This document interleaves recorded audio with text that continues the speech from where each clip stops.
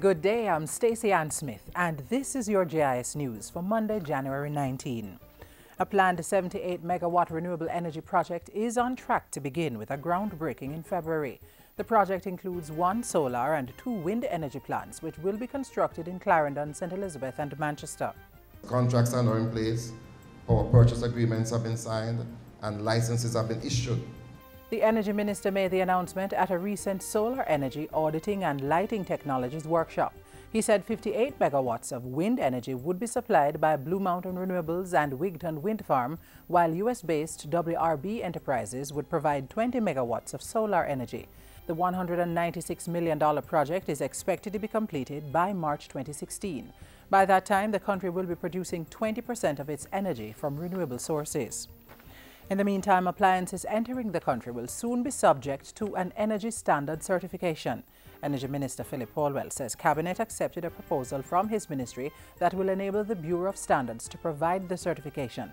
He says the move is in line with the shift towards achieving greater efficiency in the country's energy usage. There are certain places that will throw the appliances here, and sometimes some gifts are too expensive.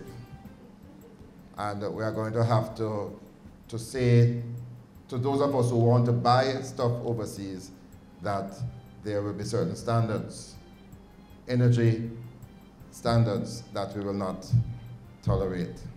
Jamaican entrepreneurs are being encouraged to be proactive in seeking out opportunities to do business with Cuba's population of 11 million people.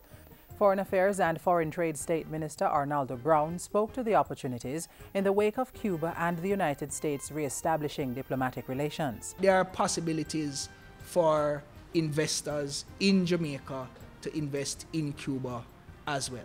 It is really for private enterprise to become proactive in terms of seeking out the opportunities that exist there. He says government stands ready to help large and small businesses explore the possibilities. In the meantime, he says Jamaica looks forward to sitting with Cuba at the Summit of the Americas, which will convene in Panama City later this year, the first time that island will participate in more than 50 years. The Ministry of Health says it has to date successfully quarantined 8 travelers who visited Jamaica from countries with Ebola outbreaks, as the island remains Ebola-free. In a statement this weekend, the ministry revealed that 7 persons were successfully monitored by senior public health officers and have since been released from quarantine or have left the island prior to the end of the quarantine period.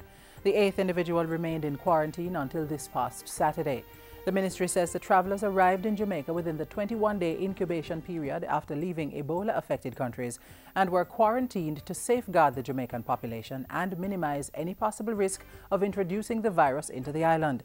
Acting Chief Medical Officer of Health, Dr. Marion Bullock-Ducasse, says all of the travelers remained well during the period of quarantine and showed no signs or symptoms of the Ebola virus disease, which is only spread when symptoms and signs appear. Health Minister Dr. Fenton Ferguson is urging all Jamaicans to continue to cooperate with the health team as the ministry remains vigilant and strengthens its Ebola prevention systems. And finally, Youth and Culture Minister Lisa Hanna is urging tertiary graduates to become actively involved in advancing education and development in their communities and the country. She was addressing a recent graduation for 43 educators from the Sam Sharp Teachers College, Monique College and the Micro University College. As graduates who have successfully completed a Master's of Science degree in Educational Leadership, Reading and Language Arts, you have already signaled that you intend to be serious players in the educational and transformative process, which is crucial to my country and your country's development. Minister Hanna suggested that as they go out into a changing world, they should think differently and be fearless in how they impart knowledge. And that's it for JIS News Today. I'm Stacey Ann Smith. Thank you for watching.